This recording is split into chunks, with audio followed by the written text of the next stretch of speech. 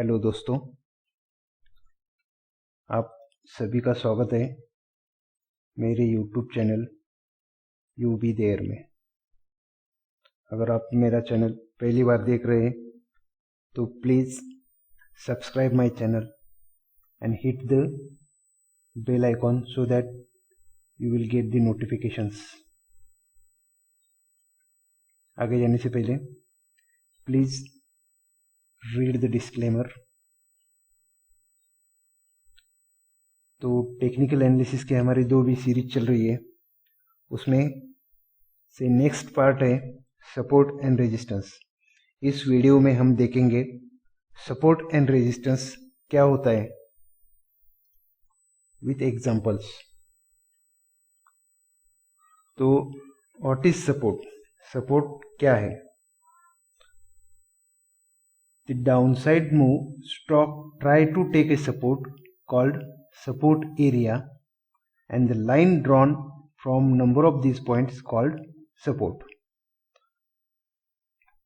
तो इसको हम सिंपली ऐसे बता सकते हैं, एक स्टॉक है वो ऊपर से नीचे की तरफ आ रहा है, तो यहाँ पे आने के बाद वो थोड़ा सा रुकता है और फिर ऊपर चला जाता है, फिर थोड़ी मूवमेंट के बाद वापस नीचे आता है, फिर ऊपर चला जाता है। तो यहाँ पे इसने एक जगह पे सपोर्ट लेने का ट्राई किया है। अगर ये 2-3 बार यहाँ पे करेगा और यहाँ से हम एक लाइन ड्रॉ करेंगे तो ये बनेगी सपोर्ट लाइन, और ये जो भी जोन है तो इसको हम बोलेंगे सपोर्ट जोन। अभी इसमें क्वेश्चन आएगा कि अगर स्टॉक की डाउनसाइड मूवमेंट चल रही है तो यहाँ पे आके ये क्यों सपोर्ट लेगा? तो इसका सिंपल रीजन ये है कि यहाँ पे एक डिमांड जोन बना हुआ है और यहाँ पे बायर का इंटरेस्ट है। डिमांड जोन का मतलब ये है यहाँ पे बायर्स एक्टिवेट है। जब भी ये प्राइस यहाँ पे आएगा, यहाँ पे बायर्स एक्टिवेट होंगे और इसको बाय करेंगे। फिर स्टॉक ऊपर जाएगा, फिर इसी पॉइंट के आसपास फिर से बायर एक्टिवेट होंगे। तो ये भी जो भी जोन है इसको हम बोलेंगे डिमांड जोन। डिमांड जोन पे स्टॉक जब भी आएगा तो यहाँ पे स्टॉक को एक बाइंग मिलती है, उसके कारण स्टॉक बाय होता है और वापस वो अपसाइड जर्नी के लिए स्टार्ट कर सकता है। तो सिंपल वर्ड्स में हमने देखा सपोर्ट क्या होता है।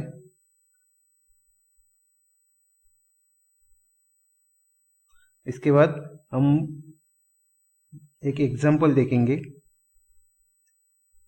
यहाँ पे आप देख सकते हो स्टॉक यहाँ पे आने के बाद एक सपोर्ट लेता है, फिर वापस से बाउंस करता है। ये इसकी जर्नी कंटिन्यू रहती है। तो यहाँ पे 1 बार, 2 बार, 3 बार, 4 बार, 5 बार, जहाँ जहाँ पे इस जोन में ये सपोर्ट ले रहा है तो इसको हम सपोर्ट जोन बोलेंगे, क्योंकि यहाँ पे बायर का इंटरेस्ट है तो इसमें बाइंग आएगी और स्टॉक ऊपर जाएगा। तो इसमें नेक्स्ट पॉइंट है resistance. What is resistance? In simple words, the upward move. In the upward move, stock try to resist at a area called resistance area, and line drawn from number of this point called resistance line. तो opposite to support है resistance में क्या होगा? Stock ऊपर जा रहा है, suppose ऐसे, यहाँ पे जाने के बाद यहाँ पे रुक गया है और यहाँ से फिर वापस आया, फिर इसने अपवर्ड जर्नी की, फिर नीचे आया। तो यहाँ पे ये जगह पे ये रेजिस्ट कर रहा है, मतलब यहाँ पे ऊपर गया, फिर वापस आया, फिर ऊपर गया।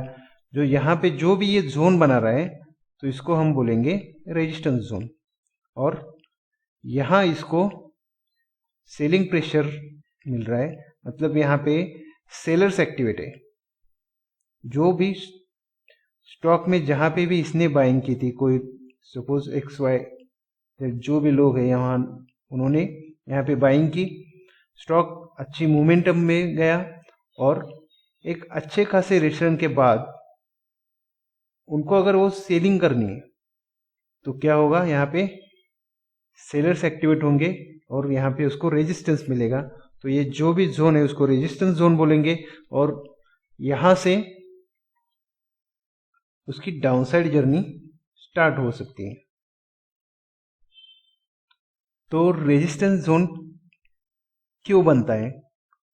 क्योंकि वहां पे सेलर एक्टिवेट है और वहां पे सेलर का इंटरेस्ट है।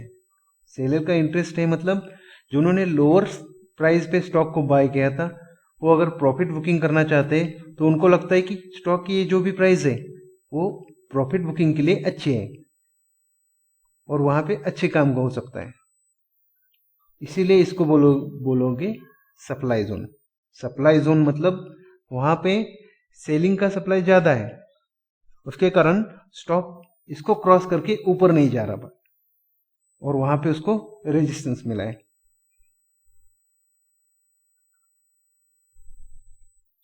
यहाँ पे देखो स्टॉक ने अप ट्रेंड स्टार्ट किया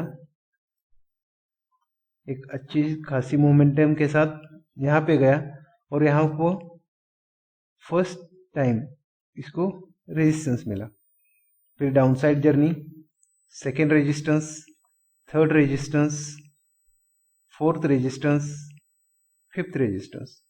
तो ये भी जो भी अभी एरिया बन रहा है ये एक स्ट्रॉन्ग रेजिस्टेंस जोन का काम कर रहा है स्टॉक के लिए। और यहाँ पे सेलर्स है, सेलर्स एक्टिव है, ये सप्लाई जोन बन रहा है, जिसके कारण यहाँ पे जब भी इस जोन में स्टॉक जाता है यहाँ पे सेलर्स एक्टिवेट होते हैं और स्टॉक वहां से नीचे आता है।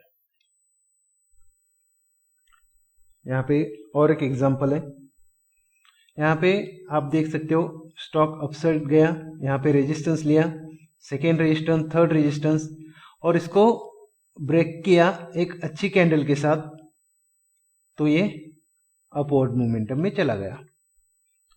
तो ये बात भी ध्यान में रखनी है कि अगर स्टॉक एक अच्छी मोमेंटम के साथ रेजिस्टेंस को ब्रेक करता है तो वहां से अच्छा ब्रेकआउट उसको मिल सकता है और उसकी अपसाइड जर्नी वापस से स्टार्ट हो सकती है।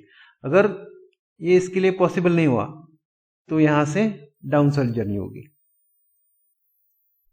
तो इसमें आगे क्या हुआ, यहां से इसने स्टॉक ने ब्रेकआउट तो दिया, ऊपर चला गया, फिर वापस यहां पे नीचे आया और यहां पे सपोर्ट लेने का ट्राई किया उसने। ये पहले ये जो भी जोन था ये रेजिस्टेंस जोन था, अभी जब स्टॉक ऊपर से नीचे आ रहा है तो वो जोन बन रहा है सपोर्ट जोन, मगर वो सपोर्ट वो नहीं ले पाया और वहां से नीचे गया। मतलब अपसाइड में ये जोन था, ये था रेजिस्टेंस जोन और डाउनसाइड में ये जोन बन गया है सपोर्ट जोन। फिर वापस नीचे आया, अगेन यहाँ पे इसको जो भी प्रीवियस रेजिस्टेंस है वहां पे रेजिस्टेंस फेस किया और फिर नीचे आया। तो सेम ही लाइन यहाँ पे सपोर्ट का भी काम कर रही है और रेजिस्टेंस का भी काम कर रही है। सेम यहाँ पे भी आप देख सकते हो स्टॉक ऊपर गया, यहाँ पे कंटिन्यू उसको रेजिस्टेंस मिल रहा है इस जोन में, तो ये बन गया रेजिस्टेंस जोन और यहाँ पे कंटिन्यूसली ये सपोर्ट लेने का ट्राई कर रहा है, ये बन रहा है सपोर्ट जोन।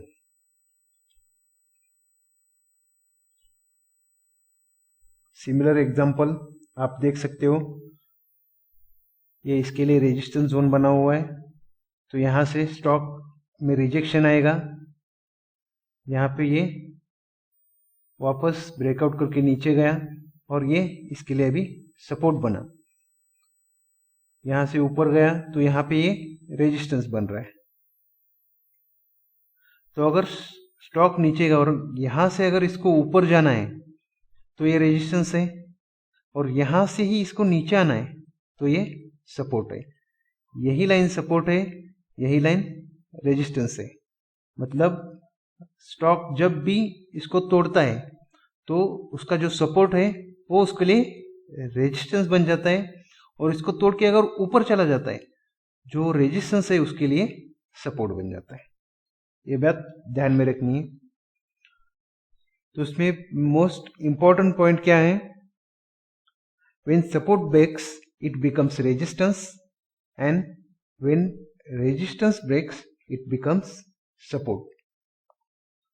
तो सपोर्ट एंड रेजिस्टेंस इंपॉर्टेंट क्यों है? तो इसके बेसिस पे हम ट्रेडिंग डिसीजंस बना सकते हैं। इसके लिए सपोर्ट और रेजिस्टेंस लाइंस ड्रॉ करना और उसको अच्छे से समझना इंपॉर्टेंट है।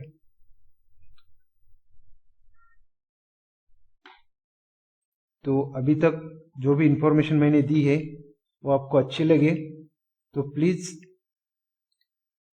Like the video, subscribe my channel and share with your friends. आने वाली वीडियो में हम देखेंगे कि एक्चुअल में सपोर्ट एंड रेजिस्टेंस कैसे ड्रॉ कर सकते हैं। Thank you.